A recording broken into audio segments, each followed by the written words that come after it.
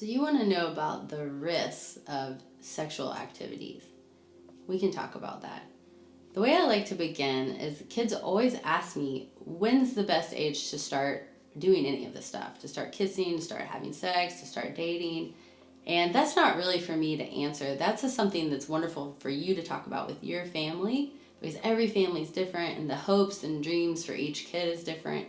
But what I can tell you is that we know that the human brain is not fully developed until your mid-20s. Some studies say age 26, some say 30.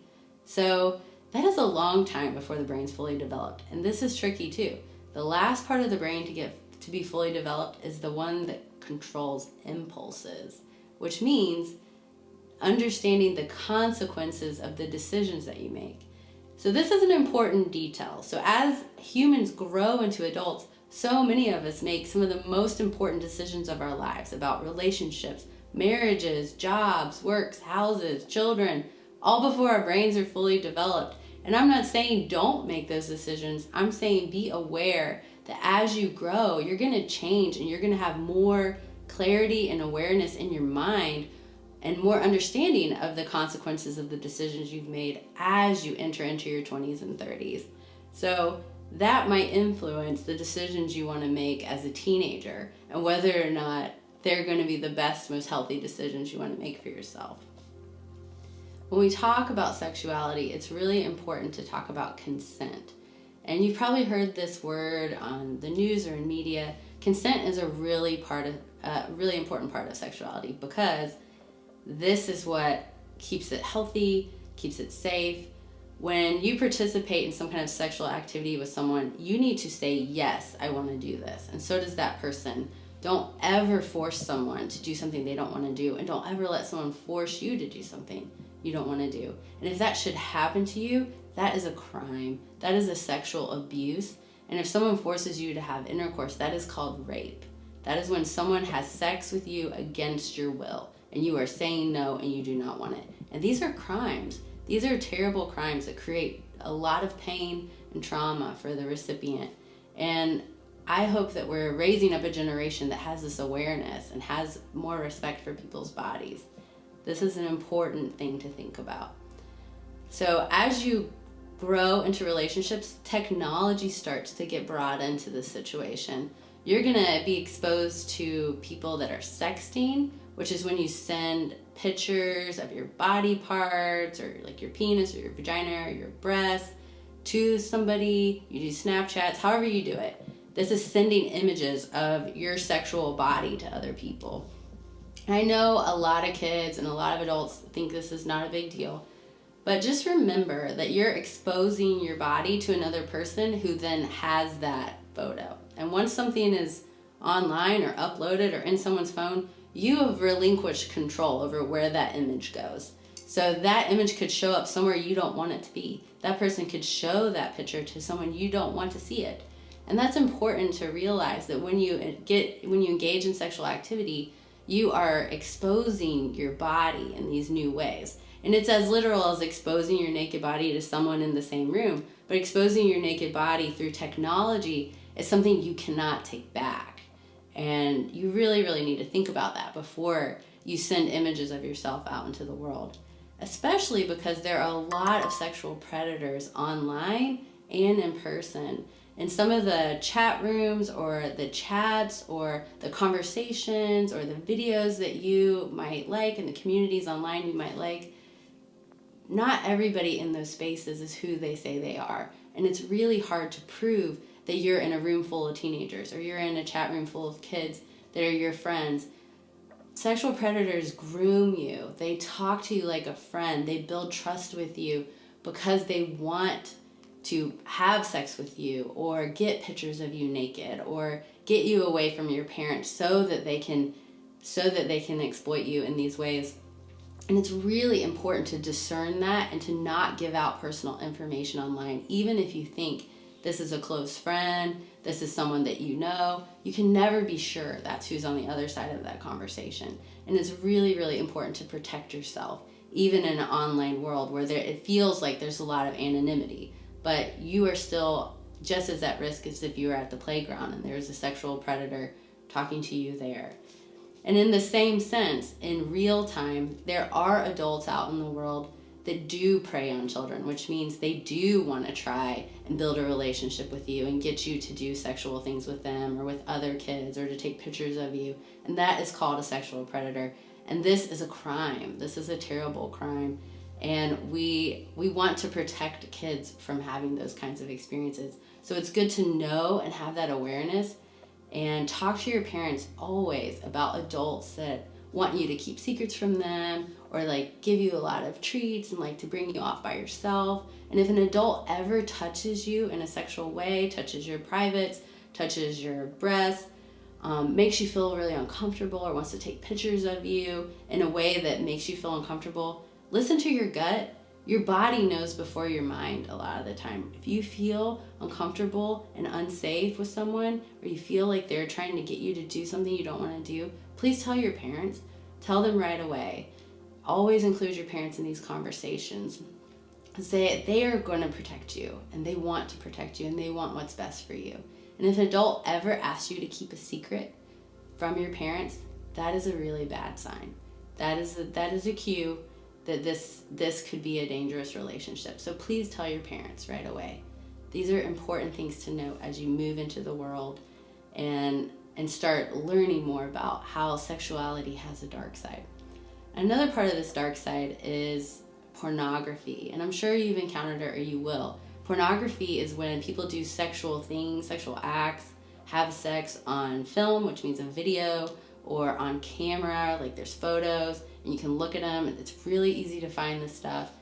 And looking at pornography is really tricky because when you look at it, the same parts of your brain activate as if you were having sex. And a lot of people will masturbate while they look at it because it is arousing, because it's telling your body that this is sexual and it's interesting to you.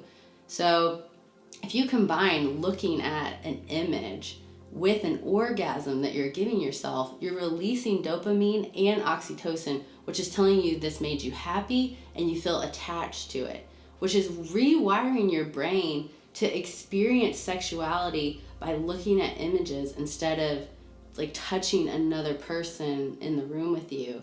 And a lot of people are coming forward nowadays saying that they can no longer become aroused with their partners, with their girlfriends, with their wives, with their husbands, because their brains have been reshaped by this continuous pattern of having an orgasm, releasing dopamine, looking at a pornographic image. So it comes with a lot of risks to look at that. And you're supporting an industry that exploits people for a living, because we now know that a lot of people participating in the porn industry are not there by choice. And there are a lot of really sad stories associated with that industry. So these are things that are important to know before you get kind of looped into those cycles. Another risky part of sexuality is something called prostitution. And prostitution is when someone is paid to perform a sex act on someone else. So either to have sex with them or have oral sex with them or anal sex, any of those things. But that person's being paid to do it. And this is considered part of the risky sexual behaviors because you can get diseases when you have sex with people, especially people you don't know well and people whose history you don't know. And sexually transmitted diseases, or STDs, are also known as STIs, sexually transmitted infections. And a lot of these you have for life. They're not curable. They have some treatments that make them less terrible, but they're not curable. And you've probably heard some of these names like herpes, gonorrhea, chlamydia, syphilis. A lot of these STDs, they're transmitted through sexual fluids like semen, like vaginal lubrication, like saliva, like blood. And when you have sex with someone who has one, you can contract it, and then you will always have it. And some of these STDs, they're painful. They create a lot of physical problems. You could get warts on your genitals. You could pee blood. You could have really painful sex. You could get all kinds of like breakouts and discharge that's painful. But some of them can be passed from mother to baby when a mother gives birth to a baby. So a baby can just be born with them. So that's a huge risk, and that affects another person. Also, they can be passed to new sexual partners. So STDs are a risky part of sexual activity, and you don't just get them from having sex with a prostitute. People get them all the time just from having sex with someone they know at school. So they can get passed around really easily. And there's one sexually transmitted disease that's pretty well known that you've probably heard of called HIV/AIDS. And this one used to be a death sentence. There are a lot of great drugs now that can extend someone's life and prevent that from turning to AIDS. But when someone has that, their immune system gets really, really compromised, and they can no longer fight off illnesses and disease, and it would eventually kill them. So that, like I said, that used to be a really, really scary death sentence for someone, and now there is a lot more treatment available. It's not the end. But these are things that, if you had a choice, wouldn't you want to avoid them? So sexually transmitted diseases are a risk of having sexual contact with people. So what are some ways you can protect yourself as you enter into this new sexual version of who you are? One thing you could do is really get to know your sexual partners and be really intentional with your relationships and really know the people that you're going to be physical with. That's important. If you don't want an unwanted pregnancy, like you're not trying to have a baby, there are things that you can do to try and prevent that. They are not 100% effective, but they are there for that purpose. And all these things are called contraceptives, contraception. And one of those things is a condom. You've probably heard of that. It's kind of like a rubber balloon you can put on a penis, and it catches semen so that sperm doesn't enter a woman's body. The cool thing about a condom is it also can help prevent the spread of disease too.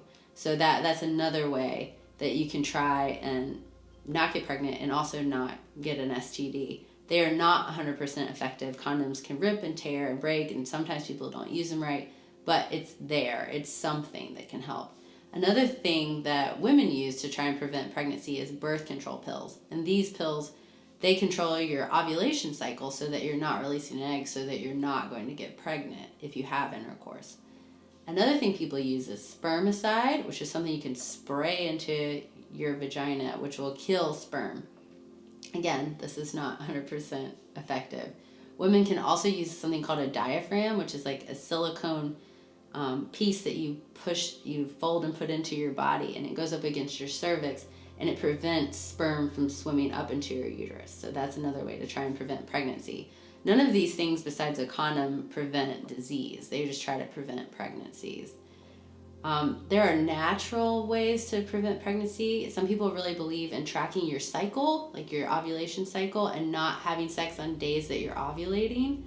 And some people, they believe that a man can just pull his penis out and not ejaculate in the woman, and you won't get pregnant. But that one has proved to only be very minimally effective. So just know that right away. That's not always going to work. And a lot of these contraceptive methods cannot protect you 100% from pregnancy. These are some sexual risks associated with having sexual intercourse or participating in sexual activities. But if you want to know more about this would be something to talk to your parents about. Find out what they think are really risky behaviors, or how they think you could protect yourself from a predator or someone that might be grooming you for sexual activity. You could ask your parents, what do you think a safe sexual experience could be like for me?